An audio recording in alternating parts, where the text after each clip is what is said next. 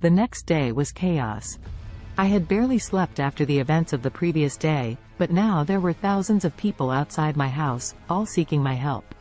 They knew that I had powers that could cure their illnesses, and they were desperate for my aid. At first, I tried to turn them away.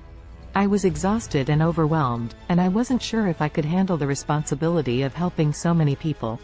But as I looked out at the crowd, I saw the fear and pain in their eyes, and I knew that I couldn't just ignore their pleas.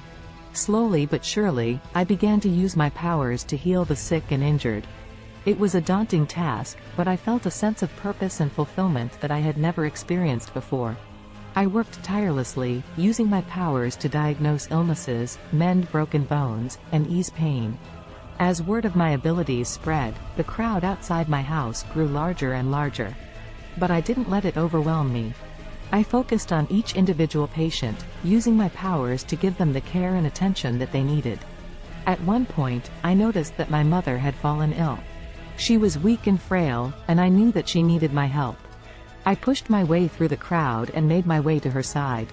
Using my powers, I cured her illness and gave her a new lease on life. But as I looked out at the throngs of people outside my house, I realized that things were getting out of hand. I couldn't keep up with the demand, and I knew that I needed to find a way to stop the chaos and return to a normal life. And so, I made a difficult decision. I used my powers to erase the memories of everyone who had come to me for help. I didn't want the burden of responsibility to weigh me down, and I didn't want to risk causing more harm than good. It was a heartbreaking decision, but it was the right one. The crowds outside my house slowly dissipated, and I was finally able to return to a sense of normalcy. But I knew that my life would never be the same.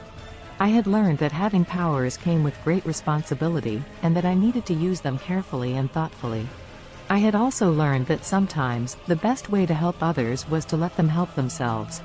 In the end, I knew that I would always use my powers to help those in need.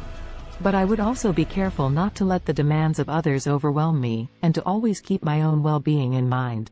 And most importantly, I would never forget the lesson that I had learned about the true meaning of heroism.